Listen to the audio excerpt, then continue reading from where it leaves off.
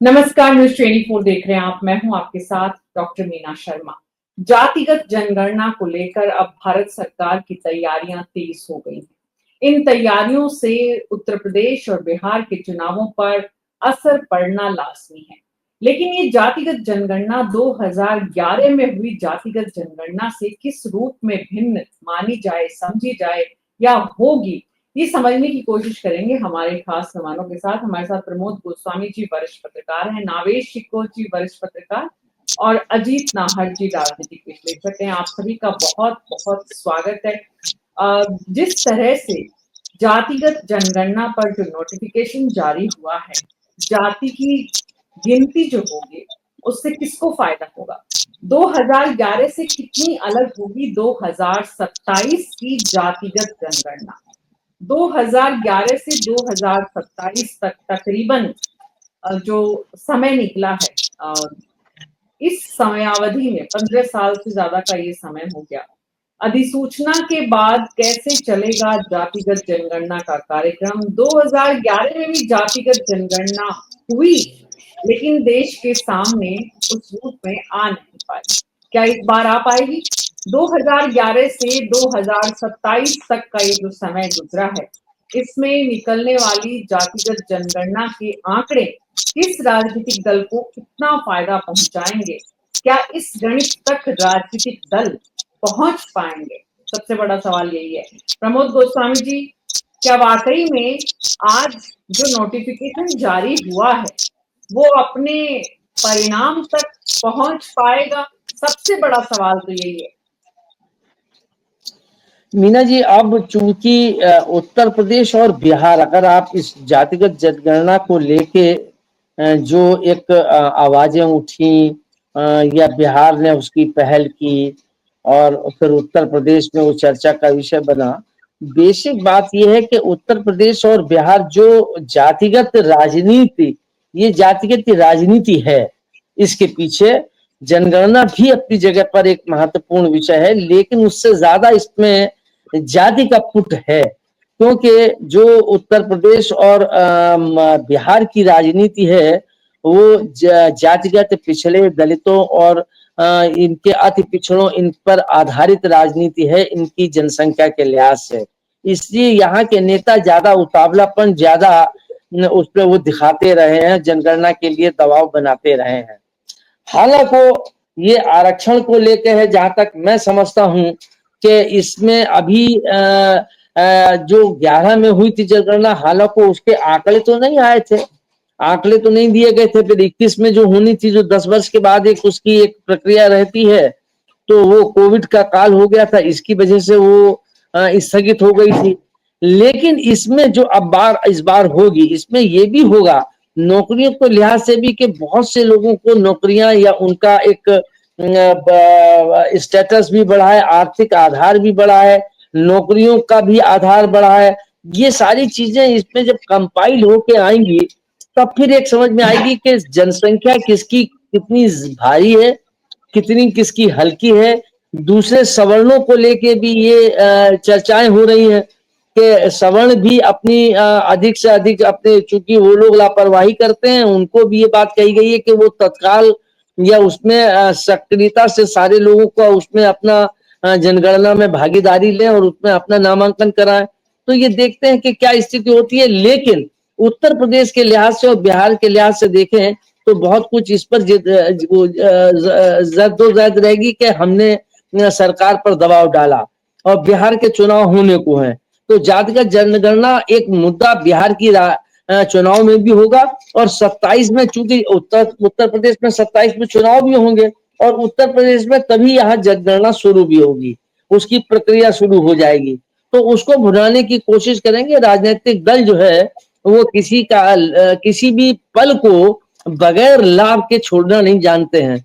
तो वो इसमें कहीं ना कहीं उसका लाभ लेंगे, पिछड़ों को, दलितों को, उनको ये समझाने की कोशिश करेंगे कि तुम्हारे खिलाफ अन्याय हो रहा था, हमने ये कराई है, तुमको न्याय मिलेगा, मिले न मिले, लेकिन उनको ये बात कह के उनको बरगलाने की कोशिश जरूर होगी।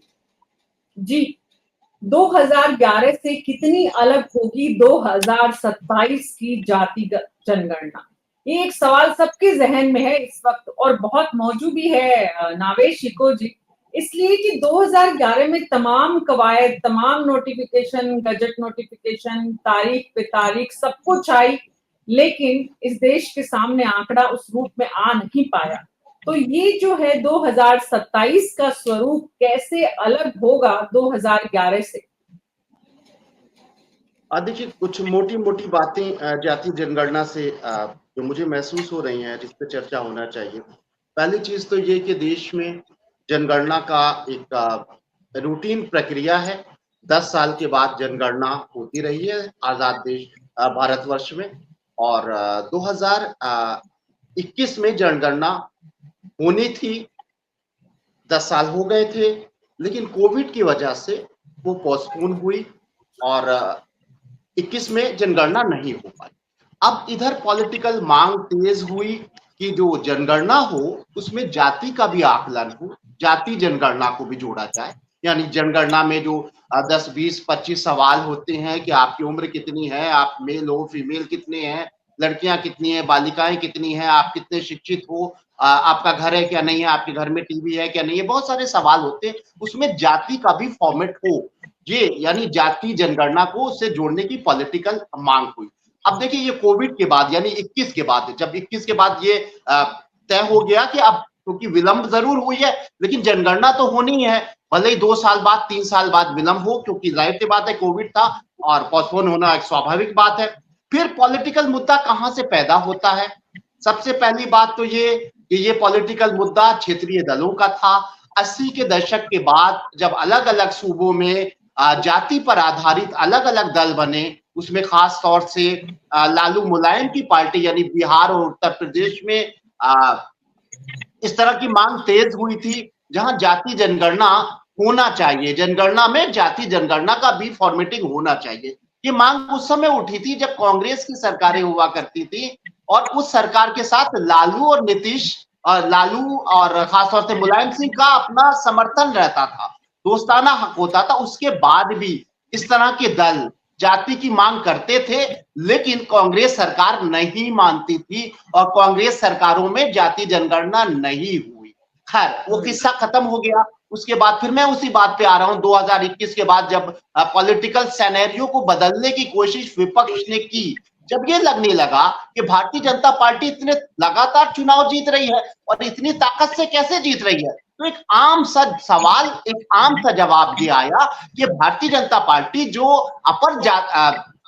उच्च वर्ग की थी, अपर कास्ट की थी, अब उनके साथ में पिछड़े और दलित भी उनसे विश्वास करने लगे, इसलिए वो लगातार प्रचंड बहुमत से जीत रही है। इस पॉइंट को लेकर राहुल गांधी पॉलिटिकल मार्केट में आए और उन्होंने ये मुद्दा उठाया कि इस समाज में, इस सरकार में जो पुरानी परंपरा है कि अपर कास्ट जो है वो हर संसाधन में घुस गए हैं, जबरदस्ती उनको स्थान दे दिया गया है और पिछड़ों को, दलितों को साइडलाइन कर दिया जाता है। जहां मलाईदार ओहदे हैं, जहां से फैसले लिए जाते हैं, वहां पर अपर कास्ट का भारतीय जनता पार्टी बैठा देती है। यानी राहुल गांधी ये जताने की कोशिश कर रहे थे कि जिनके साथ में नया नया विश्वास दलितों और पिछड़ों का हुआ है, वो मन से अपर कास्ट को ही मानते हैं और चुपके से पीछे के दरवाजे से हर बड़े पद पर अपर कास्ट को बैठा देते हैं और उनको झुंझुना पकड़ा देते हैं। राष्ट्रपति बना देंगे, राज्यपाल बना देंगे, अगर मंत्री बनाएंगे भी तो ऐसी जगह जहां वो कोई फैसला ना ले पाए। इस तरह के बयान वो देने लगे और एकाएक उन्होंने जाति जनगणना का मुद्दा उठा लिया। ये करीब बात है 2 साल पहले, 3 साल पहले, 2023 की बात है, 2022 या 2023 में पहली बार मतलब जब कांग्रेस की सरकार थी तब क्षेत्रीय दल उठाया करते थे, बाद में ये मुद्दा दब गया था। फिर जब ये देखा कि भारतीय जनता पार्टी के साथ पिछड़ों ने अब इस बात, तो राहुल गांधी ने ये मुद्दा उठाया और फिर नीतीश कुमार ने और अखिलेश यादव ने और तमाम विपक्षी दलों ने इस मुद्दे को उठा लिया। और मैं आपको एक चीज याद दिला दूं, इस मुद्दे को उठाने के बाद में कांग्रेस पार्टी का दुगने से अधिक 2 गुने से अधिक लोकसभा में सीटें भी आ गई और उत्साह बढ़ गया और उनको लगने लगा कि भारतीय जनता पार्टी से पिछड़ों को खींचने का एक बहुत अच्छा मुद्दा है। इसमें हम ये भी जताएंगे कि पिछड़ों को कहीं ना कहीं साइडलाइन किया जाता है और जाति जनगणना का समय भी हो गया है और भारतीय जनता पार्टी इसलिए नहीं मानेगी क्योंकि भाजपा ये लगातार पॉलिटिकल पिच पर इस बात पर जमी रही कि हम हिंदुओं को एक करेंगे, हम सनातनियों को एक करेंगे।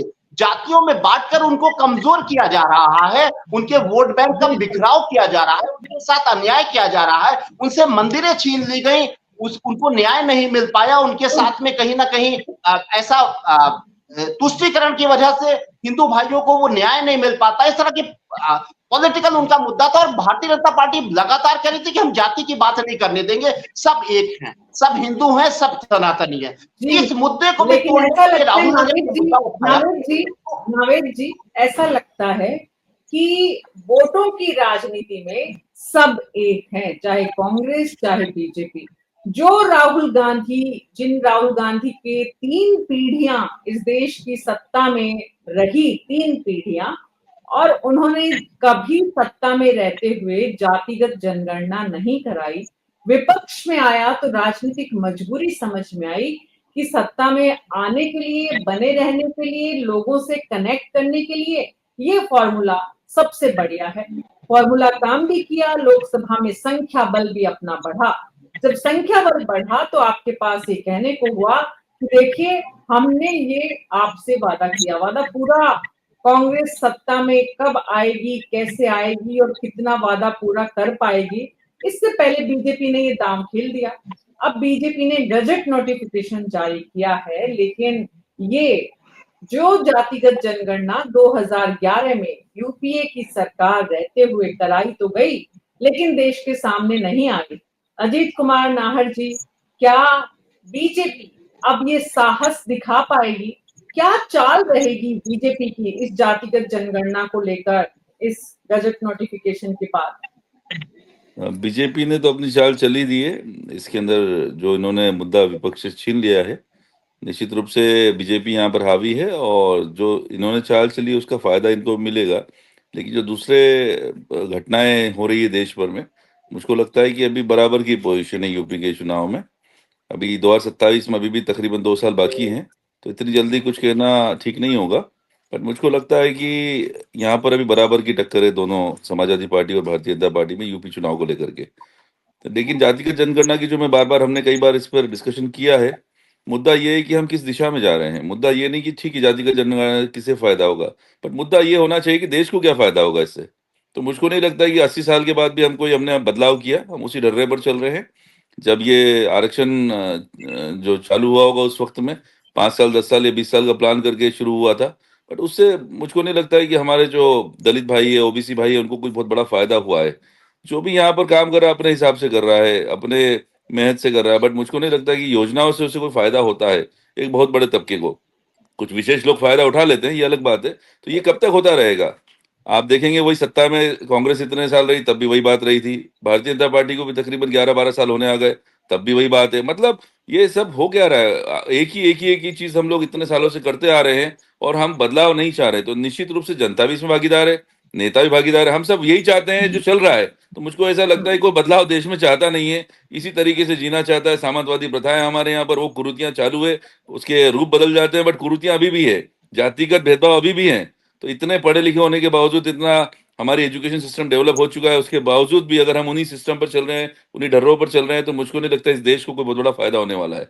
तो यहाँ पर एक पूरा आमूलचूल, मतलब पूरा ही बदलाव की रिक्वायरमेंट है। अजीत कुमार नाथ जी, एजुकेशन सिस्टम हमारा ऐसा है ही नहीं जो कि विचारों को मैच्योर करे, विचारों को समय की जरूरत के मुताबिक ढालें। एजुकेशन सिस्टम में तो आज भी हम मुगल को हटाएं कि किसको लाएं, इन्हीं सब में उलझे हुए हैं। तो सवाल ये प्रमोद गोस्वामी, भारत कभी, जी मैं एक जवाब देना, भारत कभी भी एक देश रहा नहीं है। 15 अगस्त 1947 को भारत बना है, 14 अगस्त 1947 को पाकिस्तान बना है। उसके पहले कोई देश कभी था ही नहीं। ये रियासतें थी जो एक दूसरे से झगड़ा करती थी, एक दूसरे से युद्ध करती थी, एक दूसरे के खिलाफ थी। तो आप ये देखिए यहाँ पर एक जैसे कैसे होंगे।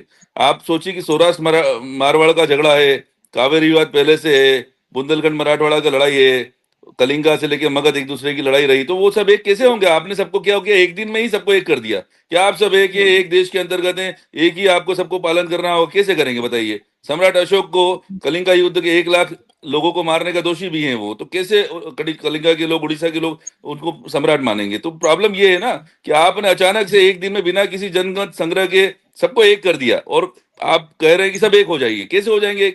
सबके विचारधारा अलग है, सबके कल्चर अलग है, सबकी भाषाएं अलग है। आप सब चाहते हैं हिंदी बोलें, क्यों बोले? तमिलनाडु वाले क्यों हिंदी बोलेंगे? कर्नाटक वाले हिंदी क्यों बोलेंगे? बताइए मुझे आप। हिंदी हमारी भाषा है, ठीक है, मगर उनको अपनी भाषा कैसे अपना सकते? एक ही दिन में आप उनको पूरा बदलाव चाहते। ये है सिस्टम की प्रॉब्लम। हमने क्या किया, अपनी बातों को थोप दिया।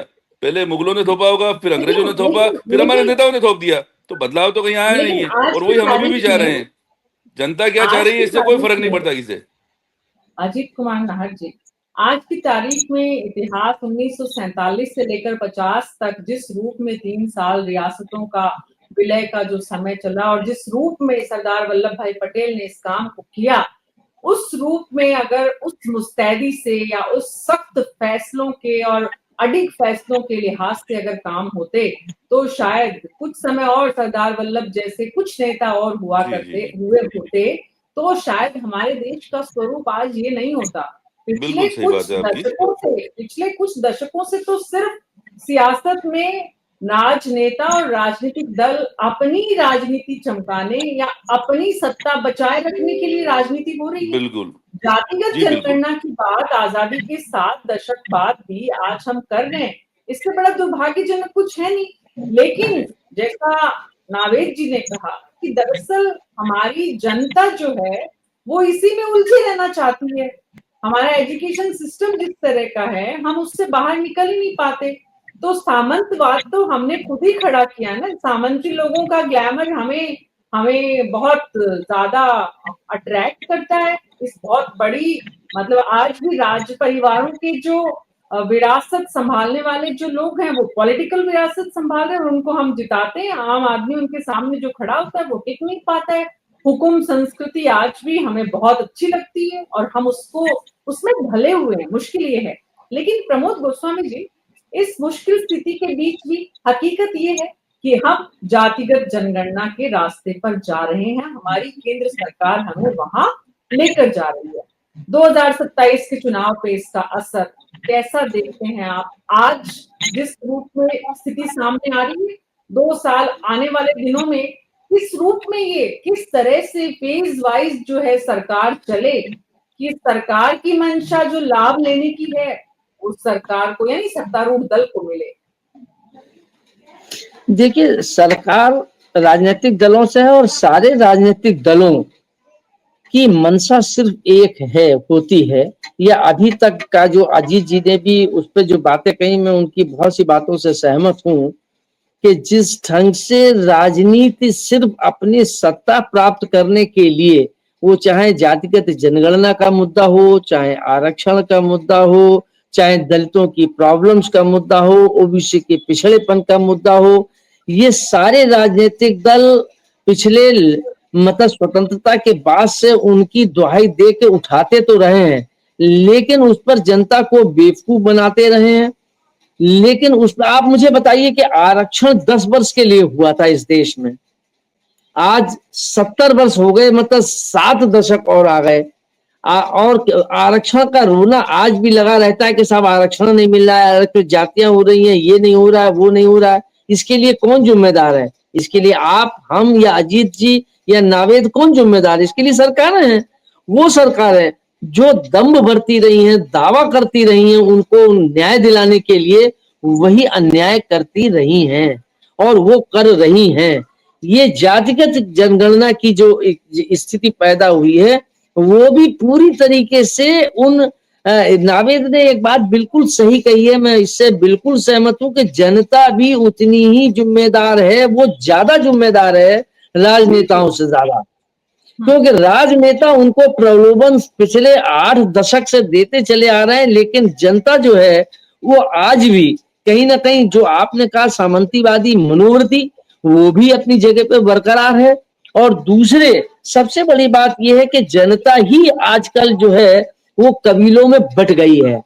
जब चुनाव होते हैं, जब प्रत्याशी खड़ा होता है, तो ये ध्यान नहीं देती है जनता कि ये पढ़ा लिखा व्यक्ति है, ये ईमानदार व्यक्ति है, ये बहुत नहीं तो थोड़ा बहुत कुछ कर सकता है, लेकिन उसको पा नहीं जाएगा। वो जातिगत आधार पर जो अपराधी होगा, लेकिन जनता जातिगत आधार पर चली जाएगी, अपराधी को वोट दे देगी और जो ईमानदार है उसको वोट नहीं देगी। तो इसके लिए उतनी ही जनता ही जिम्मेदार है। हाँ, जो आपने बात कही कि 27 में इसको लेकर धुंध कटेगा। मुद्दा जातिगत जनगणना अहम मुद्दा, बड़े मुद्दों में से एक मुद्दा ये भी होगा उत्तर प्रदेश में। और ये छोड़ दीजिए, बिहार में अभी जो चुनाव हो रहा है इसमें भी आप देखिएगा कि ये मुद्दे उठाए जाएंगे।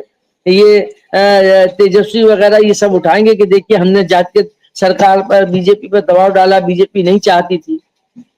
दूसरी एक बात मैं और इसमें एकदम मेरे मस्तिष्क में अभी आ गई कि अगर ध्यान हो तो बिहार में आरएसएस ने, संघ प्रमुख ने आरक्षण पर बड़ी दबी जबान से ये बात कही थी कि अब आरक्षण के मुद्दे पर पुनर्विचार होना चाहिए। और बीजेपी इस पक्ष में थी, लेकिन राजनीतिक सत्ता के लोभ में उस निर्णय को वो बदलने की साहस या हैसियत नहीं जुटा पाई और उसके बाद वो आ गई। जातिगत जनगणना भी भारतीय जनता पार्टी नहीं चाहती थी, लेकिन ये दबाव में कि ये जितने ओबीसी हैं, दलित हैं, ये इन लोगों को क्षेत्रीय दल जो हैं वो बरगला देंगे और हम सत्ता से बाहर चले जाएंगे। तो वास्तविकता ये है कि राजनीतिक दलों की अब मजबूरियां ये हो गई हैं कि वो सत्ता चाहती हैं, जनता को बेवकूफ बनाती हैं, जनता बेवकूफ बनती है, उसको प्रलोभन देते हैं। अब बताइए, गरीबी के लिए इसी भारतीय जनता पार्टी ने कहा कि गरीबी को हम मिटाएंगे। अब गरीबी तो मिटी नहीं, लेकिन उनको अनाज देके उनका एक राजनीतिक पोषण कर लिया कि 80 करोड़ लोगों को अनाज दे दिया और वोट बटोर लिए। तो ऐसे क्या अनाज देने से क्या गरीबी हट सकती है? लेकिन नहीं। अब दूसरा व्यक्ति आएगा, इनने 5 किलो दिया है, अगर दूसरी केंद्र सरकार बदलेगी सत्ता हासिल करने के लिए वो 10 किलो देगी। तो ये जो बड़ी प्रतिस्पर्धा चल रही है राजनीतिक दलों में, कोई भी राजनीतिक दल ये हिम्मत नहीं जुटा पा रहा है, ये साहस नहीं बचा है उन लोगों में, नैतिक साहस नहीं है। बात नैतिकता की करेंगे कि हम गलत को सारे राजनीतिक दलों को बैठे कि भाई इन मुद्दों पर, ये राष्ट्र हित के ध्यान में रखते हुए इन मुद्दों पर हम लोग राजनीति न करें। लेकिन नहीं। तो ये जो स्थिति हो गई है कि राजनीतिक दलों ने इस देश की जनता का भरपूर दोहन, लूट खसोट और उनके वोटों पर डाका डालने का काम किया है और बेवकूफ बनाने का काम किया है। उनके राहत के लिए, उनके हित के लिए कोई काम नहीं हुआ है। और जनता भी मैं समझता हूँ कि इसी की पात्र है। लेकिन जनता करे क्या? मुश्किल ये भी है प्रमोद गोस्वामी जी, जनता के पास विकल्प बहुत कम है। आपने सत्ता में रहते हुए कांग्रेस पार्टी ने कभी जातिगत जनगणना का समर्थन नहीं किया, लेकिन विपक्ष में आए तो आप खड़े हो गए। तो सत्ता के पास जो विकल्प है वो भी ऐसे ही है। दूसरी बात ये है कि सत्ता जो जनता है वो समझती भी नहीं है बहुत सारे मुद्दों को। ये तो जानती है कि देखिए ये हमारा शोषण हो रहा है, लेकिन उसको ये समझ में नहीं आ रहा है कि इस भंवर से, इस परेशानी से निकलने का रास्ता क्या है। अब बात ये नावेद जी की, दोनों राजनीतिक दल, खास करके बीजेपी और कांग्रेस, यहाँ समाजवादी पार्टी है उत्तर प्रदेश में और बिहार में लालू और नीतीश की पार्टी भी है, थोड़ा चिराग पासवान, जीतन राम मांझी और भी जो छोटे दल है। अब बात ये, एक तरफ वो लोग हैं जो ये कहेंगे कि हमने सरकार को मजबूर किया कि सरकार जातिगत जनगणना कराए, और दूसरी तरफ वो एनडीए है जो ये कहेगा कि हमने इस बात को कर दिखाया, हम कर रहे हैं। अब जनता किसकी सुनेगी? जनता किसके साथ जाएगी? जिसने सरकार को मजबूर किया या सरकार जो कर रही है? बहुत इंटरेस्टिंग सवाल है और इसका जवाब भी मुझे लगता है कि मैं जो दूंगा वो बहुत इंटरेस्टिंग होगा। और मैं दावे के साथ कहता हूं कि मैं जो बात कहने जा रहा हूं आने वाले समय में वो सैकड़ों डिबेट इस पर होंगी, क्योंकि मुझे लगता है कि जाति जनगणना एक नए विवाद, एक नए कलेवर, एक नए फ्लेवर और एक नए वर्जन के साथ पेश होने जा रहा है। उसका कारण क्या है? दरअसल राजनीति में, भारतीय राजनीति में जब किसी राजनीतिक दल का पॉलिटिकल मुद्दा हिट हो जाता है और हिट होने के बाद उसका निस्तारण हो जाता है, तो उसको नए तरीके से खींचने की कोशिश की जाती है। एग्जाम्पल के है सबसे बड़ा भारतीय जनता पार्टी का राम मंदिर सबसे बड़ा मुद्दा था, और जब तक वो विवादित रहा, जब तक वो न्यायालय में रहा, जब तक उसको लेकर आंदोलन भाजपा और उससे जुड़े हुए तमाम संगठन करते रहे, तब तक Bharatiya Janata party step by step आगे बढ़ती रही। जब उसका निस्तारण हो गया, कोर्ट ने, न्यायालय ने फैसला कर दिया राम मंदिर का, सबने स्वीकार कर दिया, एक भव्य मंदिर बन गया, उसके बाद भारतीय जनता, जब ये मुद्दा विस्तारित हो गया तो भारतीय जनता पार्टी का ग्राफ थोड़ा नीचे आया और लोकसभा में उनको नुकसान हुआ, खासतौर से उत्तर प्रदेश में जहां से ये पैदा हुआ था। यानी मुद्दा खत्म होने मुद्दे, और अगर देखा जाए जाति जनगणना हो, जाति जनगणना हो, जाति जनगणना हो, इस मुद्दे के बाद सरकार ने कहा जाति जनगणना होगी, नोटिफिकेशन भी आ गया, जल्दी जल्दी 2-2.5 साल में निपटा दी जाएगी, यानी वो खत्म हो गया। तो अब ना विपक्ष को फायदा मिलेगा ना पक्ष को फायदा मिलेगा, क्योंकि जब तक वो विवादित होता है, एग्रेसिव होता है, तो जनता को हिलाया जाता है, उसको कहीं ना कहीं इमोशनल किया जाता है, उसको वोट डालने के लिए मजबूर किया जाता है। लेकिन जब मुद्दे का निस्तारण हो जाता है, तो अब यही मैं कह रहा हूं कि कोई पॉलिटिकल मुद्दा खत्म नहीं होता है। निस्तारण के बाद जैसे समुद्री एक जीव होता है अमीबा, उसका रूप बदलता रहता है। चिंगम का जितना खींचो आप खींच लोगे, गीली मिट्टी को जो आकार दे दोगे, तो मुद्दे को दूसरे आकार में लाया जाता है कि भैया अभी फायदा तो हुआ नहीं, अब इसको थोड़ा सा और खींचो। जैसे राम मंदिर के निर्माण के बाद उत्तर प्रदेश में जब देखा लोकसभा में भारतीय जनता पार्टी का काफी नुकसान हुआ, तो भाजपा ने कई नए नए मुद्दे उठा लिए। ये भी मंदिर था, इसके नीचे भी खोदो, उसके पीछे भी जाओ, वहां भी नारे लगाओ, क्योंकि वही विवाद फिर से पैदा हो जाए, ताकि फसल हमारी फिर से हो जाए। कांग्रेस भी यही करने वाली है, अन्य विपक्षी दल भी यही करने वाले हैं कि जब भारतीय जनता पार्टी ने कहा हमने इसको डंप कर दिया, मतलब हमने इस मुद्दे को खत्म कर दिया, आप क्या इस पर राजनीति करोगे। और ये बात सही है, ये हिट इसलिए हो गया था 23 में, इसको उन राहुल गांधी ने उठाया था जिनकी पार्टी की सरकार में नकार दिया जाता था वो मुद्दा, वही राहुल गांधी ने उठाया, उसको रिफ्रेश किया।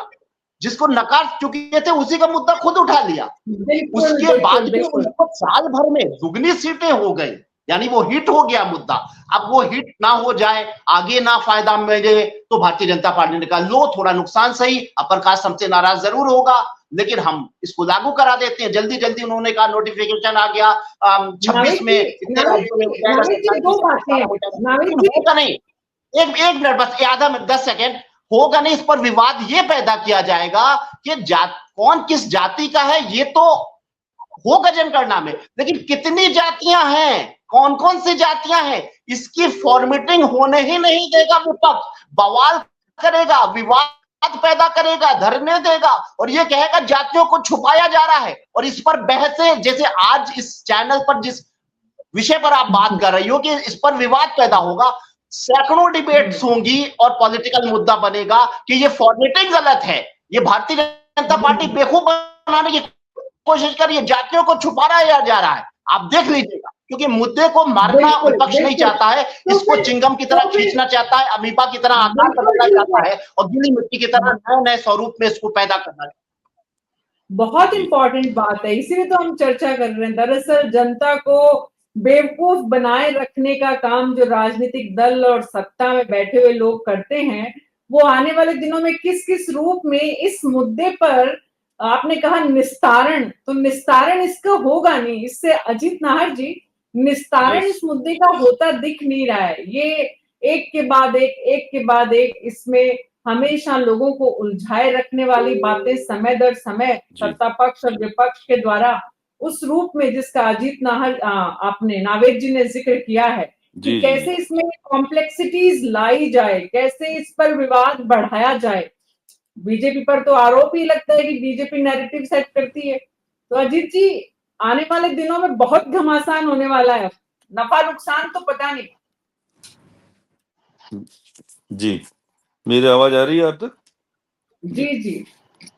तो जैसा बिल्कुल मैं सहमत हूँ नावेद जी और प्रमोद जी दोनों से, बिल्कुल सही बात कही इन्होंने। 80 सालों में भी किसी प्रकार का कोई बदलाव नहीं है, रूप बदलते जा रहे हैं, सरकारें बदलती जा रही है, जनता भी वही है, लेकिन चुना तो जनता ने ही आखिरकार इस सरकार को। तो शायद जनता को भी इसी प्रकार से आगे बढ़ने की आदत सी हो गई है। उसे भी 5 किलो अनाज, मुफ्त का अनाज, ये सब चीजों की आदत हो गई, उसे नहीं पता कि ये सब उसी का पैसा है, ये उसी की कमाई है, जो उसको मिलना चाहिए उसका बराबर का हक, लेकिन उसको आय के साधन नहीं दी जाते हैं। एजुकेशन में आप देखिए कि आरक्षण के माध्यम से एक बच्चा, हमारे देश का एक बच्चा 40% ला करके आगे बढ़ जाता है, दूसरा बच्चा 99% ला करके भी आगे नहीं बढ़ पाता है। तो हम किस प्रकार का भेदभाव चाहते हैं इस समाज के अंदर में? हम खुद ही ये भेदभाव पैदा कर रहे हैं। नेता लोग भी वही चाह रहे हैं, जनता भी वही चाह रही है कि भेदभाव हो, मुझे बस मिले। हमारे यहाँ प्रॉब्लम क्या है, हम सब लालची लोग हैं, हमें हमें मिल जाए। ट्रेन में जाएंगे तो सिर्फ हमारी सीट कंफर्म हो जाए, बाकी की कंफर्म हो ना हो, हमें कोई फर्क नहीं पड़ता है। ऐसे ही हम लोग हर जगह पे सिर्फ अपने लिए इतने स्वार्थी हो चुके हैं कि हमें सिर्फ अपने लिए चीज चाहिए। तो हम उस नेता को चुनते हैं, हमारी जाति के नेता को चुनते हैं जो हमारा काम करेगा, हमारी बात सुनेगा, हमारे व्यक्तिगत कार्य करवाएगा। तो यही समस्या सबसे बड़ी है कि मैं आ गया हम सबके अंदर, वो हम कब बनेगा तब तक काम नहीं होगा। इस देश में जब तक हम जातिगत आधार पर ऊपर नहीं उठेंगे, जिस दिन इस देश में धर्म और जाति का कॉलम हट जाएगा, मैं निश्चित रूप से कहता हूं कि हम सब आगे बढ़ जाएंगे। किसी प्रकार के आरक्षण आरक्षण हमेशा डिवाइडेशन करेगा, आरक्षण कभी एक नहीं कर सकता सभी लोगों को।